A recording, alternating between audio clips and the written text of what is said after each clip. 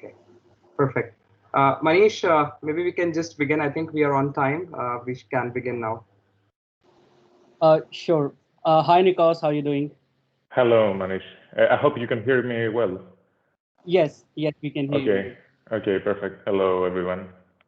Sure. So, to start with, first of all, a very good afternoon to all of you, and thank you so much for joining us today. As you all know, that Signicent is commemorating World IP Day, and this year as well, as WIPO's theme is IP and SMEs taking your ideas to market.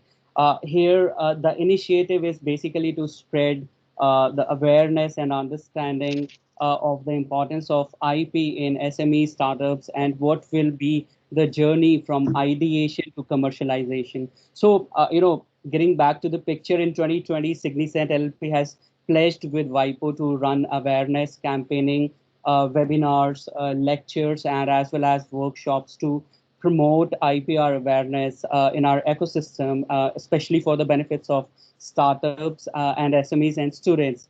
In past 1 year, Signicent have performed various virtual seminars, many sessions with MHRD, Government of India, Cell of IPR Promotion and Management, Department of Science and Technology, Rajasthan with the Government of Rajasthan, Atal Innovation Mission with Niti Aayog. So all these government bodies are basically, working along with Signicent for all these awareness programs.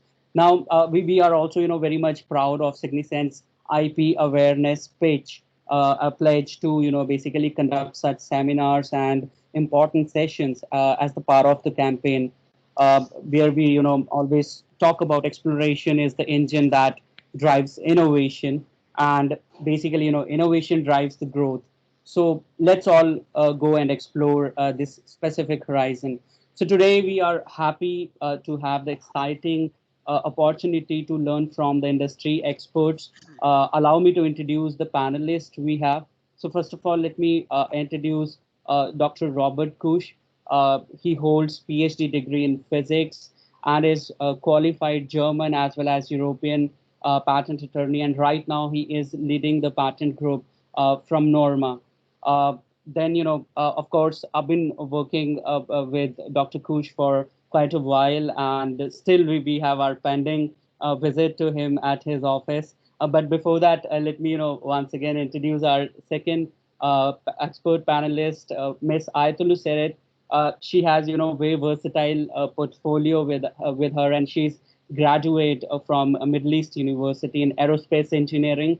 And right now she is working with with Oditude Technokent and the commercialization department. I previously had a chance to meet her at her office, and when I arrived there at the premises, few of her colleagues were there to receive me, and I just got deceived, and I thought that one of them will be Miss Seret.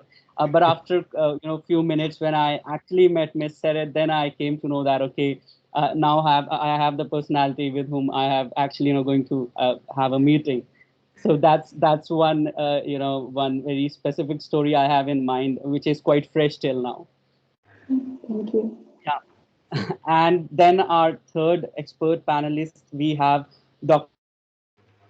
Senem Kayahan.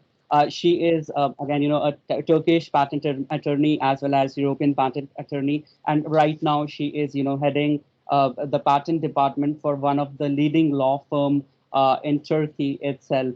Uh, you know, one again, once again, I have one very fresh memory. We were there in ISIF 2018, and suddenly I came across Miss Kayahan, and we have some topic to discuss, and we just sat down at her exhibit.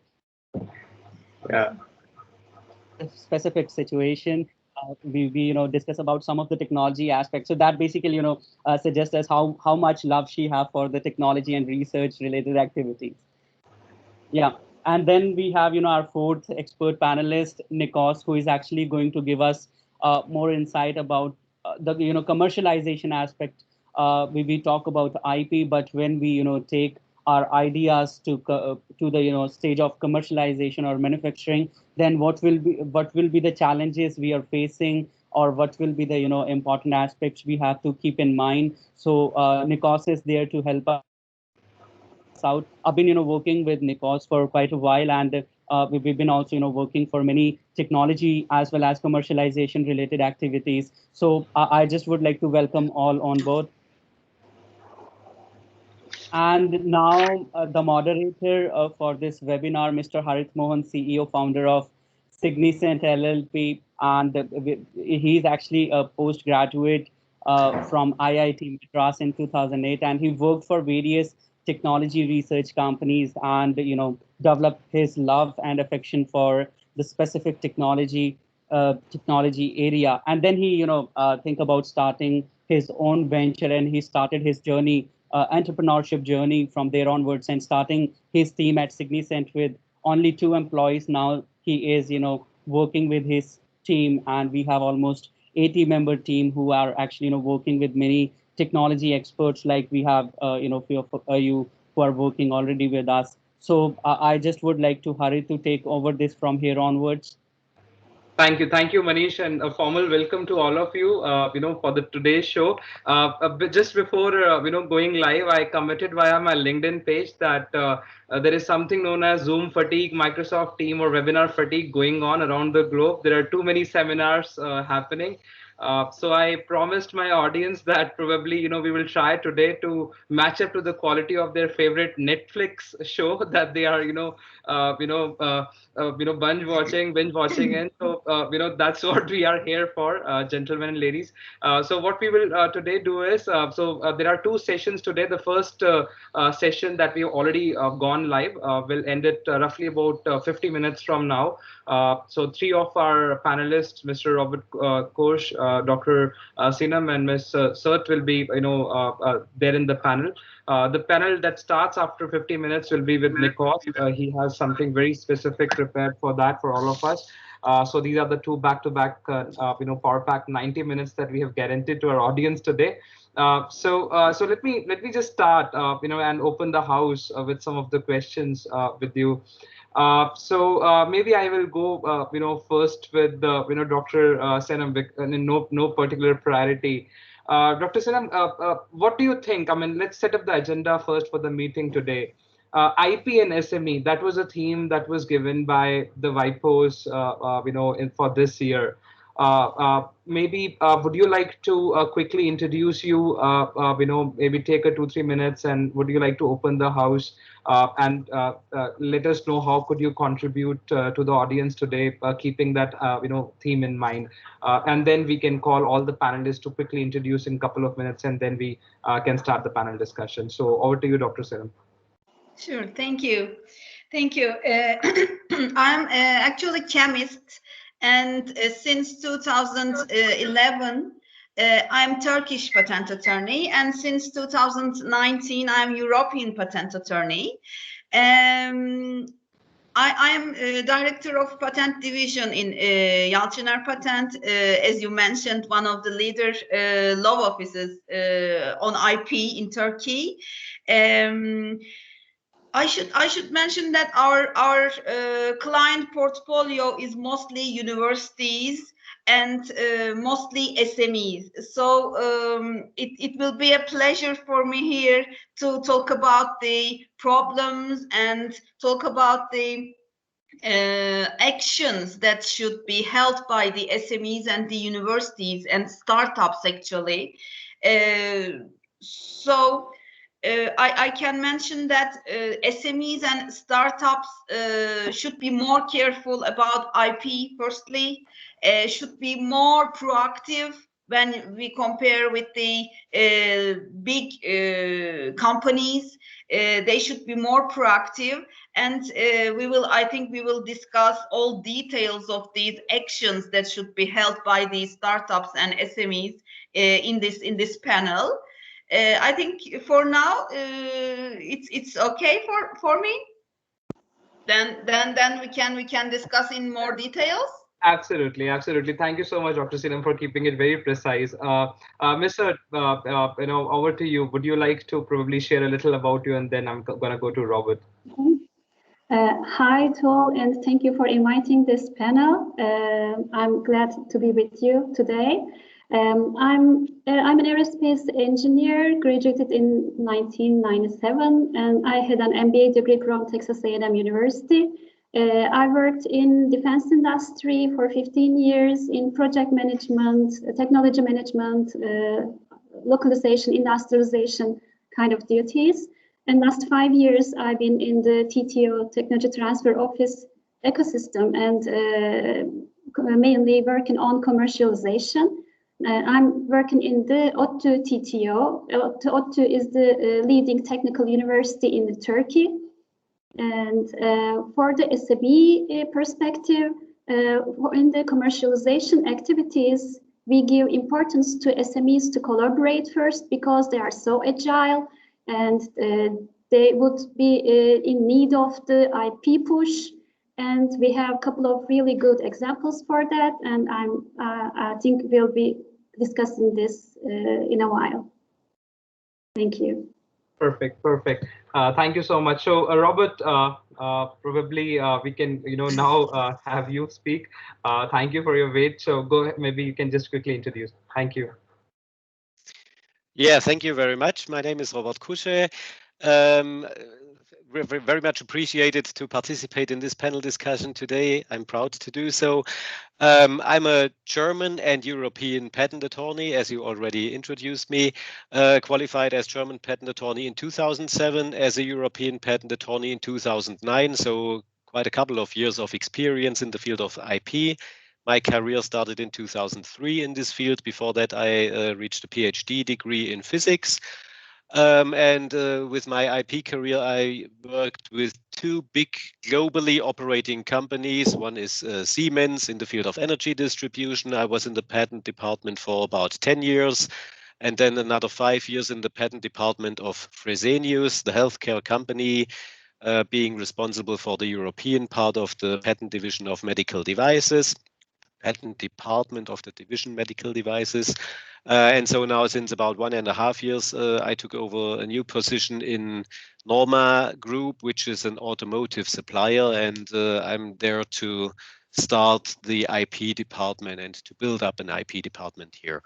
And very interesting for me is this discussion also with the small and medium entities, small and medium-sized entities, because I have some experience from working in big companies, and we in these big companies, we also had some contact to smaller companies in these collaborations. And so maybe I can give some hints from this perspective, which is also helpful and important for such smaller companies to be, as Dr. Senem said already, more proactive in the field of IP.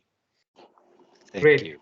Great, thank you so much, Robert. And Nikos, maybe you can go ahead and introduce yourself as well. I'm sure you have worked a lot. I got your presentation this morning as well that you would like to share, in your slot. But maybe we can just request you to introduce now with everybody, and then we can, ask you to wait a little as we go ahead with this panel. Thank you. Go ahead, Nikos. Introduce, please. Thank you. Okay, thank you, Harit. Thank you, Manish. Big thanks to Signicent for organizing this very interesting webinar. And thank you for inviting me. So I'm Nikos Zovaras. I'm an innovation consultant from Greece. Our company, 7 Sigma, is one of the leading innovation consulting firms in the wider Balkan and Eastern Mediterranean regions. We work with a wide array of organizations ranging from large manufacturing industries to SMEs, to innovative startups, to academic and research institutes. We also work a lot on research policy making. We work with the European Commission and the OECD. And hopefully I can add my 2 cents today in this webinar. Mainly from the perspective of innovation and the business side, let's say, of IP. So, perfect. Thank you. Perfect. Thank you so much, Nikos. So I think we have a lot of expertise today, from aerospace to pharma to experts from markets. I'm sure our audience is all excited to learn from you. So that's the first opening question, and we've got many questions received from the audience in this registration. So maybe Robert, I'll open up with you, because you said that you're coming from a background of assisting and working with big companies as well as smaller companies. So the first question that I would like to begin is that what's the fundamental things that you think is required by a startup or an SME to convert their products into a successful under a successful IP before launching it? Your thoughts on that? Yeah. Thank you. The main point from my perspective for this kind of entities is that they do have some kind of IP strategy, how to handle and how to go on with not only developing their products and processing their ideas, but also at the same time providing intellectual property rights and filing intellectual property rights, because at some point of development processes or at some point of marketing and launching, especially smaller companies, they do need maybe bigger partners, bigger companies in order to support them, in order also to get some financial support maybe for launching products or for implementing ideas. And then it is absolutely needed to have intellectual property rights, because if you don't have protected your developments and your ideas, then you will get lost in this world of business partners. And especially also for bigger companies, it is absolutely, let's say, a requirement if they enter a partnership with a small company. And I know this from my own experience, if a big company talks with a small company about a joint project, or a small company offers a new idea or a new process or a new business to a bigger company, then the bigger company usually first asks, did you already file IP on this? Did you already request for a patent application? Just because also the big companies want to avoid any legal problems that might arise afterwards. Who was the owner of the IP? Who really invented this technology? And the only possibility for companies to prove that is that before they start discussing with partners, with others, they need to have an IP filed, they need to have an intellectual property right, a patent application, a design application, or whatever. They need to have this filed before they start the discussions. That is, let's say, from my perspective, one of the major points small and medium-sized entities should really consider, and this is to have some proactive filing strategy to protect their ideas and their developments. Right, great. So, Mr. I'm going to take this question to you now, because you come from a university a background, closely working with university background. So Robert suggested that IP is important for launching anything into the market. Everybody asks these days, do you have an IP or some kind of IP with you? Yeah. Does that change in the universities? Are the students in universities, and I'm asking this question on behalf of all the students who have joined us today, what kind of support do you think students should get from the universities, and how do you make sure that you filter out certain IP than others? Do you give some priority? Because if you're going to invest in all those good ideas, the funds could become an issue. So what are the challenges from a university point of view when it's come to protecting the IP? IP is a way of transforming knowledge to a product, a kind of document, so we can share it with industry and everybody else, for the society. So it's a good way of transferring knowledge from university to industry or society. And in the university, we're trying to use this tool optimally, and we are open to the academics and the students. And whenever they have an idea that can turn to a patent application, they apply to us, and We have really good patent attorneys collaborating with. We're working with Senem mainly, and the good patent attorney is a main factor. And we provide, as a university, we provide this to the students. Of course, not every idea, not everything should be patented. There should be an optimization on that. There are a couple of things to look at that. Commercialization is one side, but whether it's good for society, and it's another point to be think of. So after a filtering, we're taking student ideas to society and industry.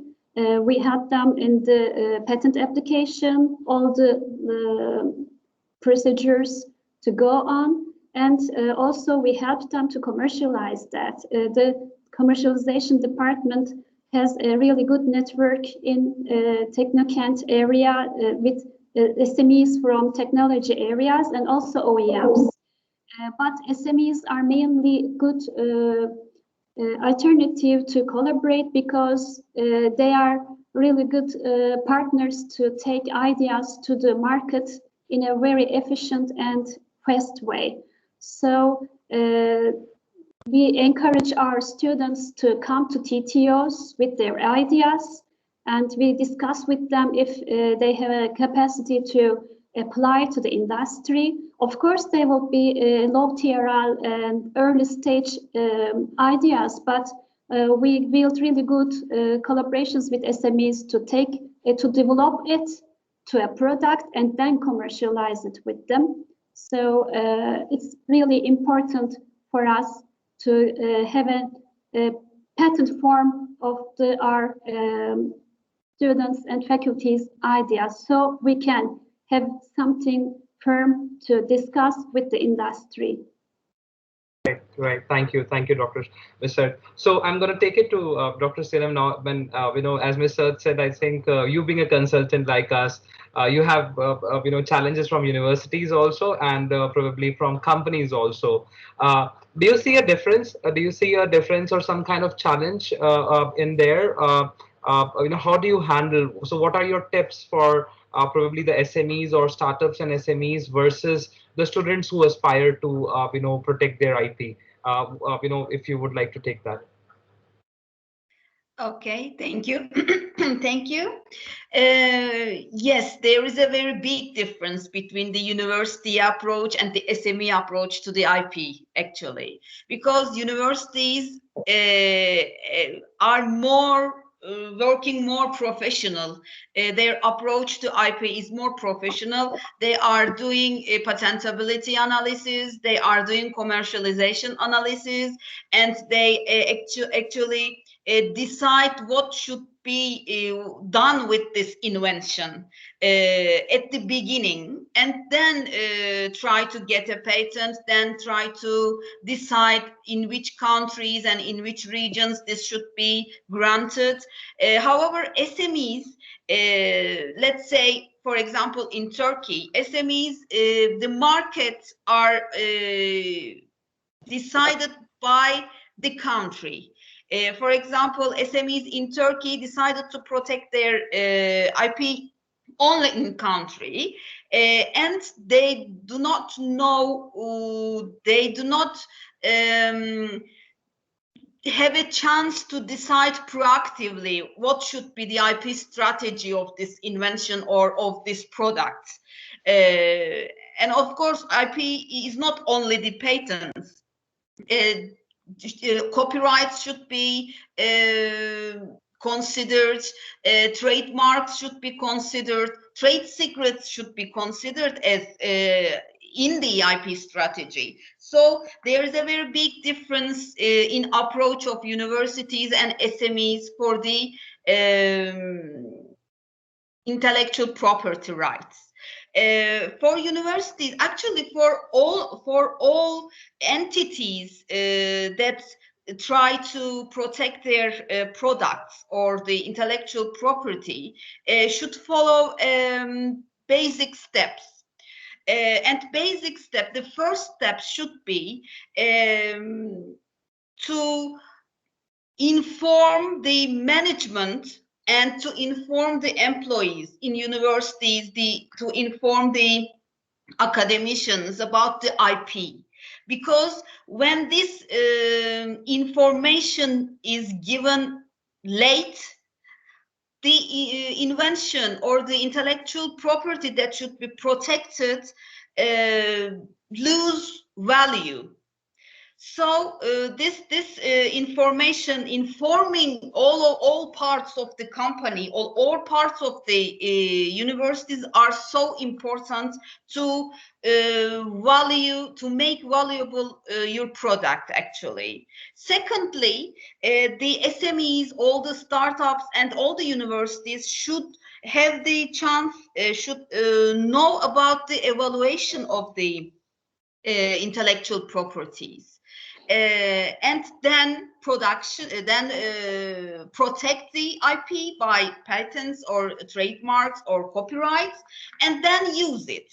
And the last step is the more favorable step actually, because you get the benefit of the intellectual property. If the SMEs or startups or universities construct this strategy at the beginning of the procedure, at the beginning of the action, then all of the procedure will be more effective and more favorable for the company and the university, I think.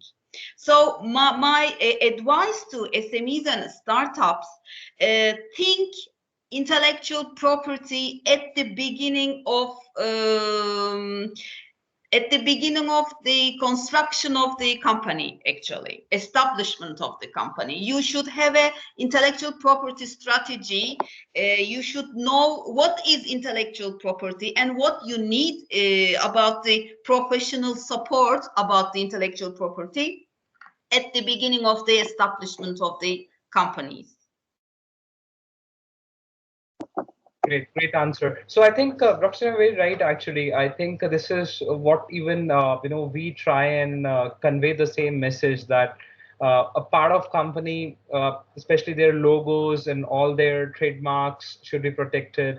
When it comes to technology or something that they're doing, could go to patents. The software codes, the apps, some of the IT companies are doing should go to either copyrights or some kind of business method patents. And actually, what you said, Tone, is very right. So, Robert, taking this message, to you.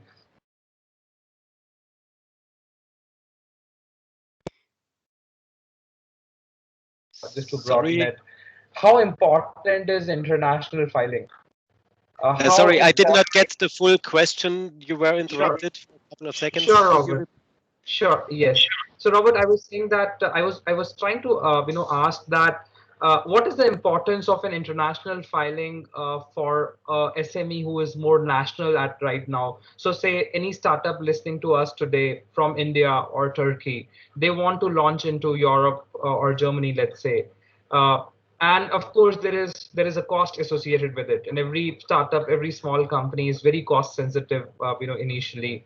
So when do you think are the factors or indications that they decide that this is the right time we should go in for international patent protections, or should we continue local? Yeah, I mean, there are, let's say, strong constraints and strong requirements from the legal perspective when you have to think about doing so, because if you think at the beginning of filing an IP, for example, a patent, then we do have the international contracts like a patent cooperation treaty, worldwide valid, based on some older conventions, where you can say that within 12 months from the first filing, which is a local filing, you have to think about going international, because after that point of time, you will lose the right to claim the priority, the date of this first filed application. Yeah, so this is the time frame which is available for such companies if they do a local filing at the beginning where they say, well, this is worth filing a local patent application, for example, in India or for example, in Turkey, then they do have 1 year of time in order to think about if it is worth going international. And then they could use such an international filing, for example, with the Patent Cooperation Treaty, with a worldwide considered filing.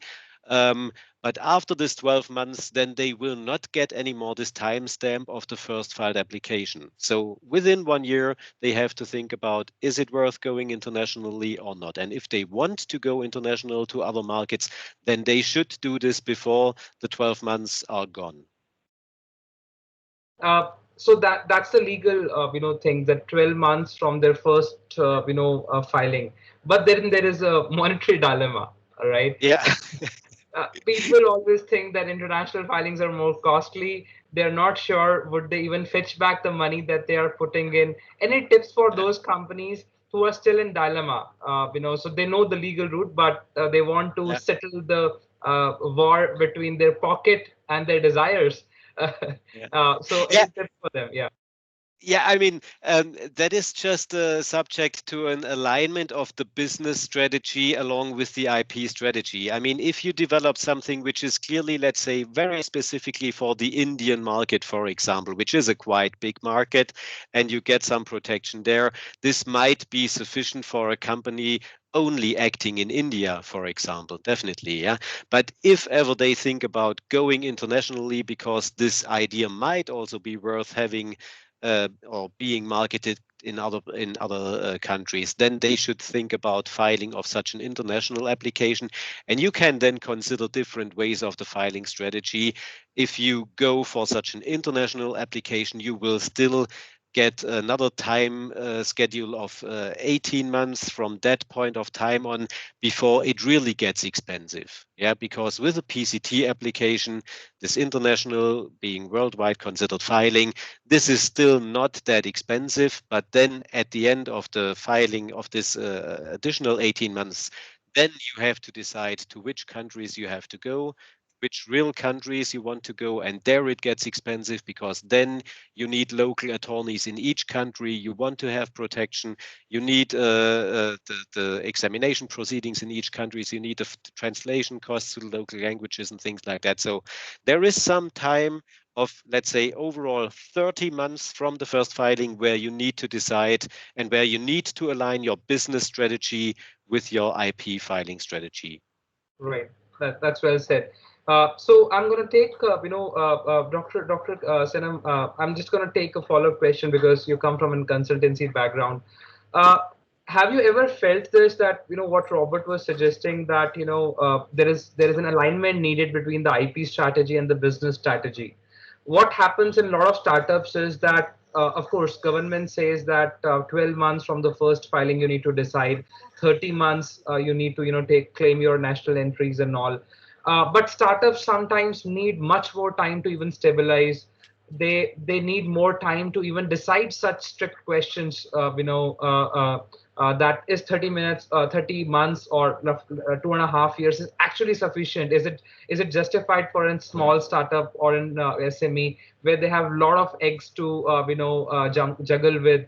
And this is something that they should really consider. Any advices for those startups who could be in dilemma today? Yes, thank you. Of course, I agree with Mr.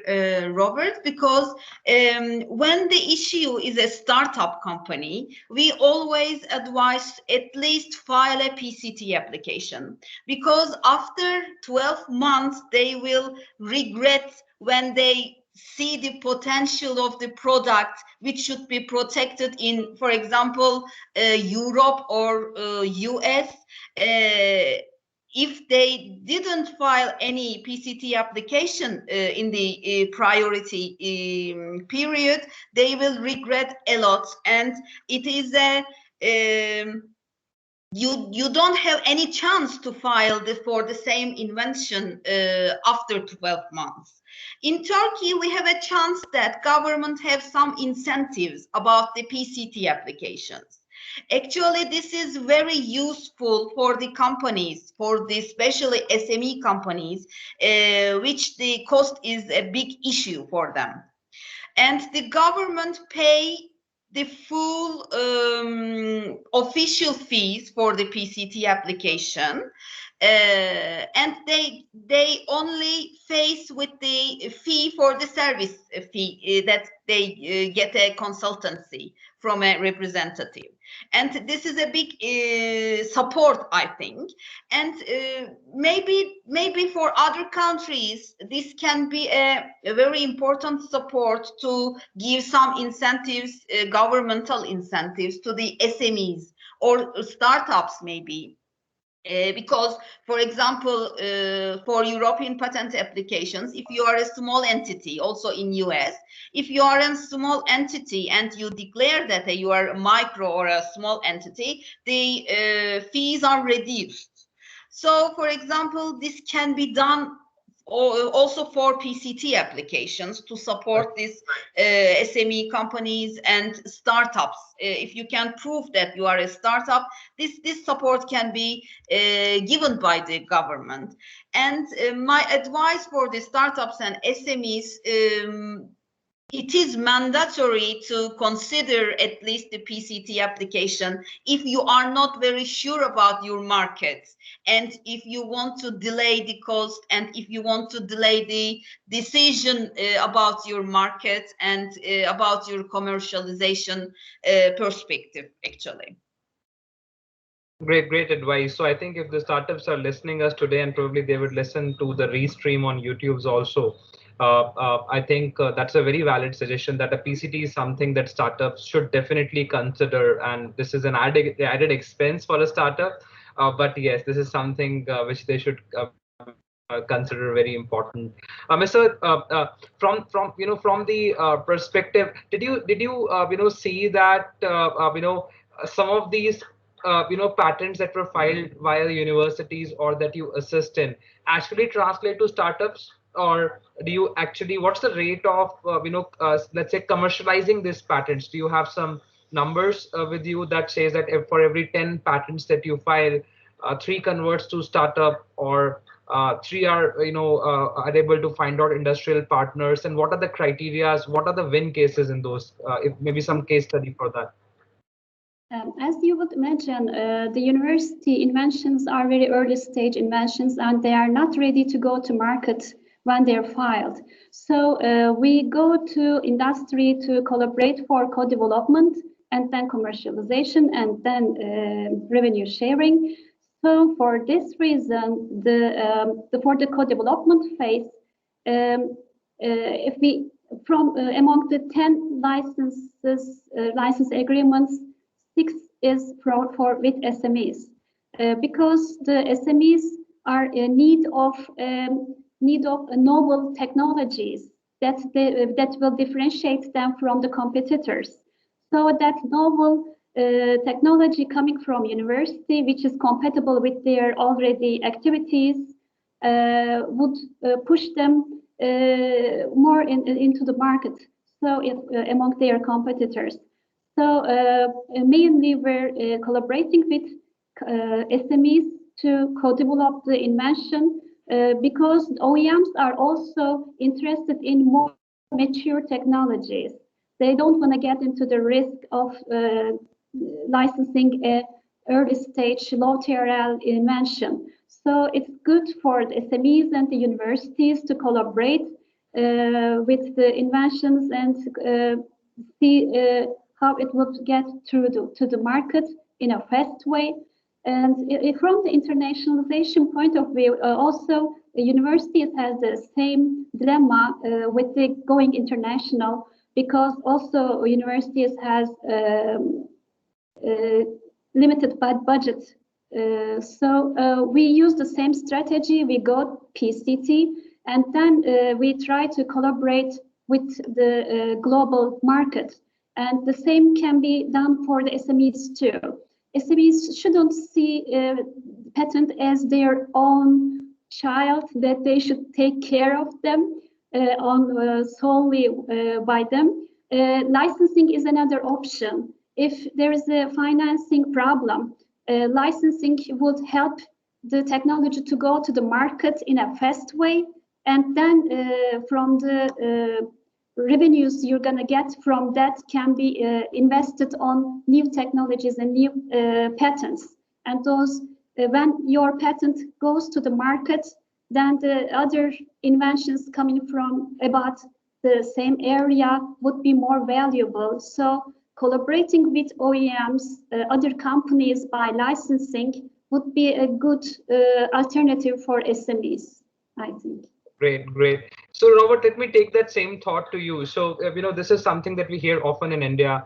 A lot of universities, when I, give them consultancy, do ask me that we have developed a product. They're either way too, early for a market. It's not ready for.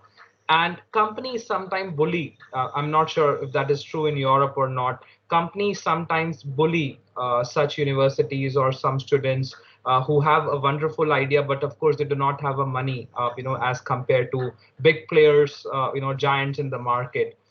So, Robert, from a company perspective, you come from a big company background. What ideal things do you see, in a university student project, if you would like to incubate it, fund it further? What are the things that you would like to see in such inventions or such products that are coming to market?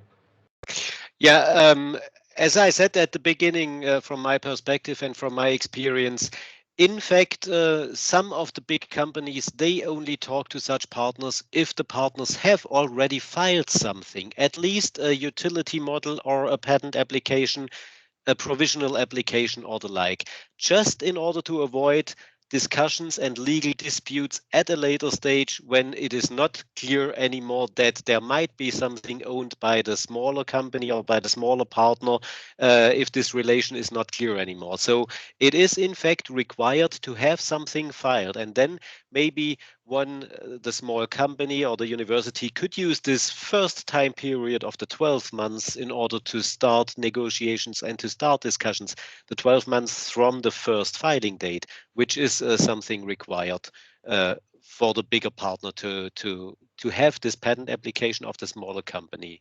Yeah. So from that perspective, at least from some of the big companies, this is an absolute requirement to have already some IP as a filed document in order to avoid problems at a later stage.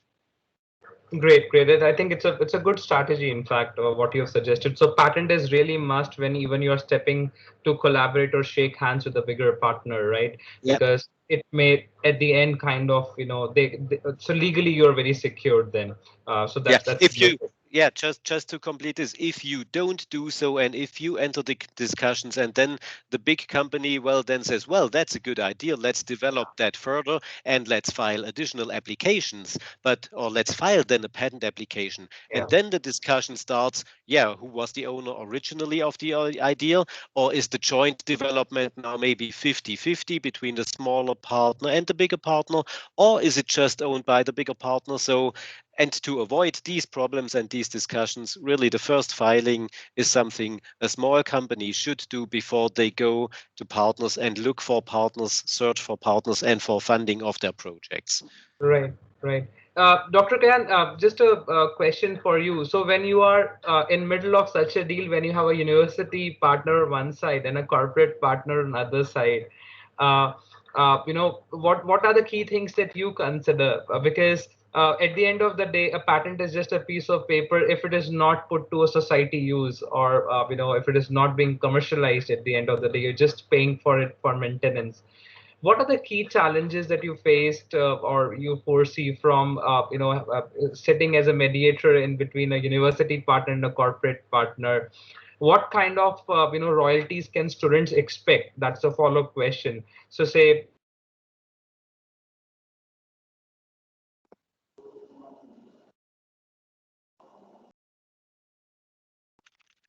I think there is a problem. Yeah. Interrupted. I'm sorry. Yes, maybe it's interrupted. Yeah. Yes. I'm just back. I couldn't hear the last part of your question. Yes. So, Dr. Sinam, let me just complete and apologize for disconnection. So, what I was saying was you have a university partner on one side of the table and you have a corporate partner the other side of the table. Of course, both will be looking for their gains, and it's as a consultant, it's our duty to facilitate that. So, what can students get out of it? Like, what's the ideal royalty rate a university would generally be happy with? And any challenges that you foresee from the company side that they would like to have these things. For example, Robert said patent is an absolute must. Anything else that you think would give a more chances for a better and a long-term relation between the two? Yes, thank you. Actually, our company is not part of the commercialization procedure between universities and the companies, actually. But I can say the approach is again different. The university approach for the commercialization and the SME or the company approach for the commercialization, because as Mrs. Sert mentioned that universities focused on licensing the patents or licensing the intellectual property. However, the companies are considered these patents as their child and they only want to use it by themselves. Actually, they should start to consider licensing the patents or the other IP products.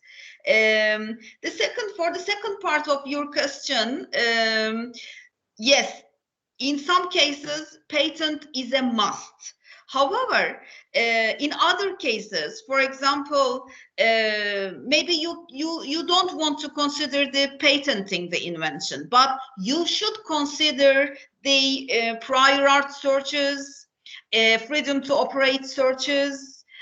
For example, for the trademarks, mostly in Turkey, SMEs are release their product and give the brand of the product without any trademark searches.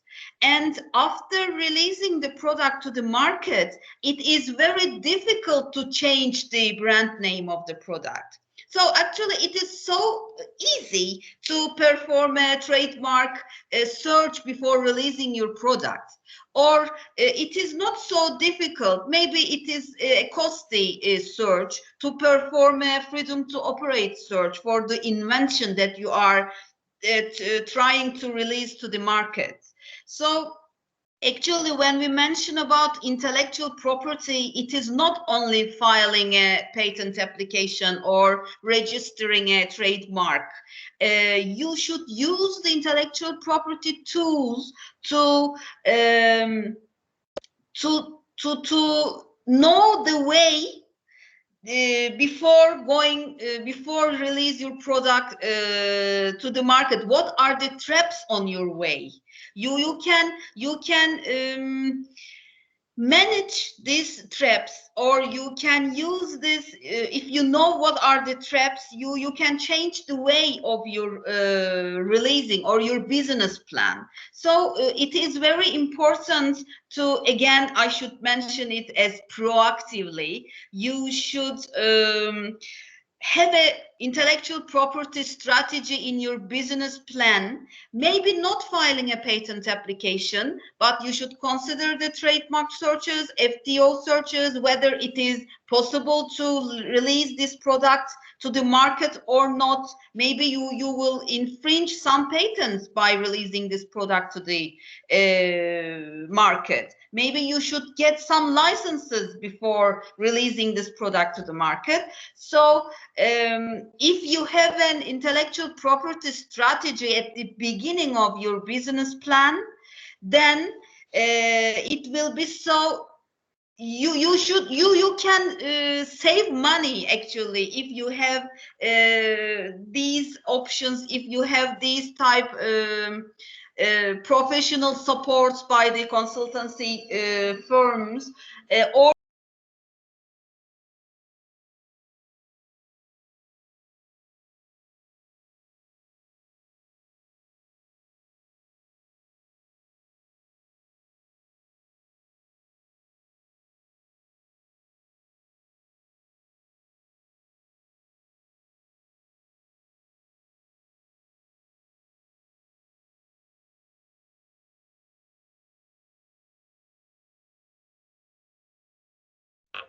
very patiently waiting for all of us. Thank you, Nikos. So we start with your session in next 5 to 10 minutes. So the important question is from our side is Robert. I hope you can hear us well. I can hear you well. I can't see you anymore, but I can hear you. Yeah. Okay, perfect. So I think something flashed off, but I can just see Nikos. Okay, so the question is, with this closing, a remark from your side, Nikos, has COVID-19 impacted? I mean, no discussion these days ends before we discuss this key question. Has COVID-19 impacted your industry and Germany in general? And what are your advices for startups and SMEs to how do they cope up well, because they are the ones who are little low on the budget. So any suggestions for them? Sorry, this question was to me about business impact in Germany. Yes, did I get that? Yes. Yes. Yeah. So business impact of Germany and any of your advices to startups, how do they cope up with COVID-19? Well, that's really a difficult question. From the IP perspective, I would say there was not too much impact, let's say, from COVID to the IP side, because a lot of people had maybe more time, even more time to handle IP, intellectual property, and think about their inventions, because the business definitely was impacted, the overall business and the business situation. So I, from my perspective, I don't see too much changes for SMEs from the COVID situation in view of IP terms. That is just what Dr. Senem also mentioned. If you do something, if you think about a startup or founding a SME, you have to think about intellectual property rights and intellectual property at the beginning, with all the traps you can see and with all the things to consider, either patent filings or trademark filings or freedom to operate analysis in order to avoid infringements. These things you should not just set aside just because currently we have the situation of COVID-19. You should definitely also still think about all these aspects of intellectual property rights as an SME. Great suggestion. And I think I'm yet not able to see. Maybe can we just turn off and turn on our cameras once again and see if we can get everybody back? And you can just see Nikos and myself somehow. Maybe. Yeah, but I'm Okay. able to see all of you. Okay, now I can see Robert. Robert is back. All right, thank you. So, Mr. Would you like to suggest something for startups or SMEs? What should be their game plan? Should they stay defensive? Should they still keep going aggressive on their IP strategies from a startup or university perspective? As Robert and Senem mentioned, they should think about the IP as a part of their business strategy, looking at to the business model, whether they are in the software, whether they are manufacturing it, they want to go to global and manufacture there, or just distribute it. So depending on the business model, the IP should be a part of their strategy from the beginning.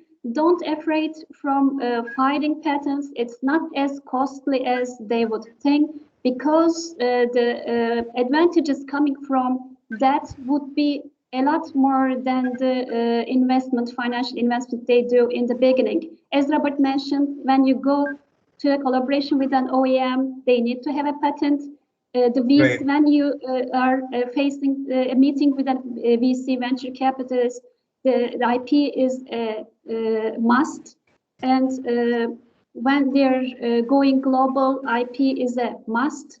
But it depends if they're going local and low cost. Still, IP is advantages. Then their strategy is really important, and IP must be a part of it. Mm-hmm. Right. And Dr. Senem, on the same question, any remarks or advice for startups and SME amid all the COVID conditions? Thank you again. Actually, I think we've all mentioned all the important topics that should be considered at the beginning of the business. As Mrs. Sert mentioned, that it is not an they shouldn't be afraid because of filing intellectual property rights, and they will get the benefits of them. Yes, it will be very valuable for their company to have a patent or to have a registered trademark or designs. So they should think and consider all of these IP alternatives for their business. Right. Great. So I think then I should now take some of the panel questions before we invite Nikos to start on his session. So this question, maybe any one of you can take. Probably the question is. So I'm reading the questions. There is a question from Mr. Ricky who has filed it. So his question is something case specific. I'm just going to read out to you. In what cases IP owners can still claim the right on works delivered 60 years ago and sue another company who are selling derivatives of it? So that's the question. If you want, I can just repeat it. In what cases IP owners can still claim the rights on the work delivered 60 years ago and sue another company selling derivatives of it? So I hope you, any of you would like to take that question. Kindly, go ahead. Did I understand it correctly? There is a patent protection 60 years ago, and now some derivatives are selling. Yes. I think this is the question. So it is possible, if the protection period is over for this invention, then it is possible to use the invention which is disclosed in this patent document. Right. I've just also pasted the question in chat. I mean, just if somebody would like to. Yeah.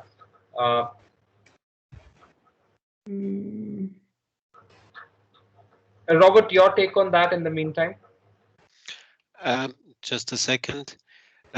So, I mean, if the original invention was made 60 years ago, then usually from the patent perspective, it is quite difficult to claim rights from this old invention, because patent protection usually is not longer than 20 years. Yeah.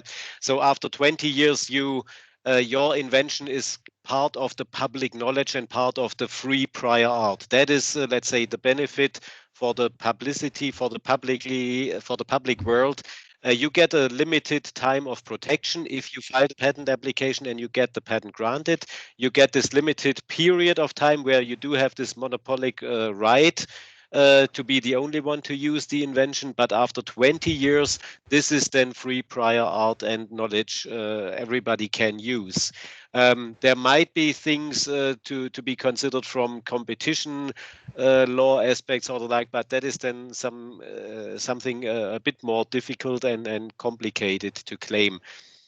Basically, let's say copyright rights, they are even longer than 20 years. They are until 70 or 75 years, depending on the local law situation. But yeah, from copyright laws, you can claim maybe rights after such a period. But from patents, it's not possible more than 20 years. Great. So I think that answered, Ricky's question. So the other question is, and this is, I mean, I know we have discussed this, but I should ask this question because it has come with it. So there's a gentleman by the name of Mayur Sharma. He asks, should startup keep investing in IPR even when their turnovers are low? I mean, of course, we cannot tell them to do a money heist. But then, yeah, it's a genuine question, I think, and any of you can take it. Probably any of you can answer that. Yeah, go on, Robert. Okay.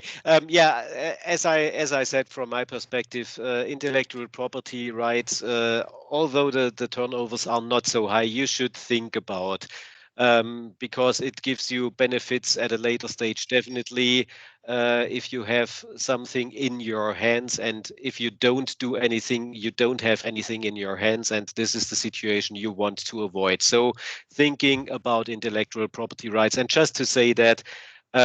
I would also definitely recommend to use professional support for if you think about filing of patent applications. This is nothing one can do on his own, because if a non-professional tries to file patent applications, he always will definitely get only a limited scope of protection, which bigger companies then easily can design around, or circumvent such a patent. So for drafting of patent applications, highly recommended to use really professional support, although it is maybe a bit expensive for a small company, but it is definitely worth using such professional support, therefore. Right, great suggestion. So I think Ms. Earth or Dr. Sina was saying something. Go ahead. Um, uh, uh, as Robert mentioned, please still think about filing patents when the turnovers are low. But you don't have to file every new thing generated in your company. Just strategically be active, and as Robert mentioned, use professional help to come up with an invention application, patent application that is interesting for the industry, for the market, which cannot be turned around easily. And just keep in mind that it would be interesting for your customers, for OEMs, for VCs, only when the IPR is in the assets of your company. Great, great. So thank you. Thank you, everyone for answering those questions for all the, panelists from all the, attendees. So I think we're bringing this particular session to the close. And over to you, Manish. I hope you can listen us. Yes, Harit, I can. I can. I was actually listening to all the panelists, and thank you very much for moderating this one. So just to conclude, we have covered many aspects, starting from ideas converting to IP and patents.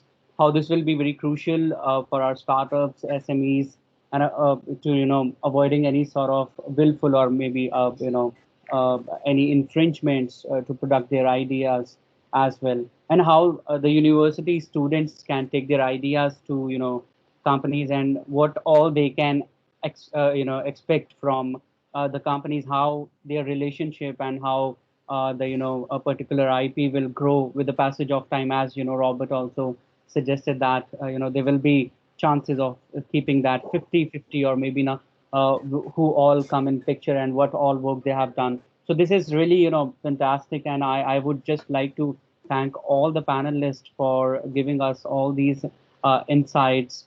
And just because we are about to start our next session, I hope each participant have learned from our panelists' experience, and we are glad to have all here. And now just would like to take Nikos on this particular session. And Harit, if you would like to talk to Nikos, and if you would like to introduce Nikos for this particular session. Right. So thank you so much, Robert, Dr. Senem, Research, for joining us today. It was, wonderful to have, all of you. Our pleasure. We hope to visit you soon once again. Especially, I'm longing to have the European bakery. And I and Manish always joke around that we miss, a lot of bakery stuff from Europe. It's available in India, but we still have the loving the flavors and all that we get there are probably still not available here. So thank you very much. On that note, thank you for this wonderful session. Wish you all stay safe, and we get to meet all of you soon.